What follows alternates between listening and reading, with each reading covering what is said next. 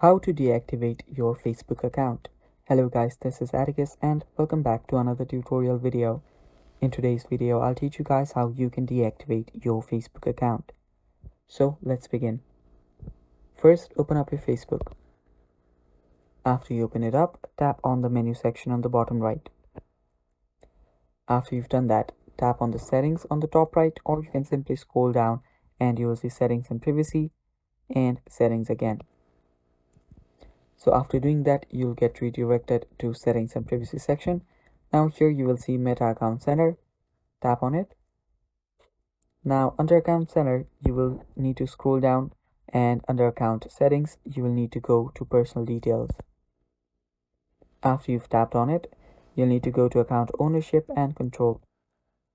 So here you'll have two options. One is memorialization, other is deactivation or deletion.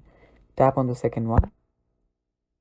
Now select your account, and here you will see deactivation or deletion.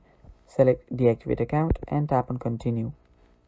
Now tap on continue again and type in your password to simply confirm your deactivation, and you can reactivate your account by simply logging into it again.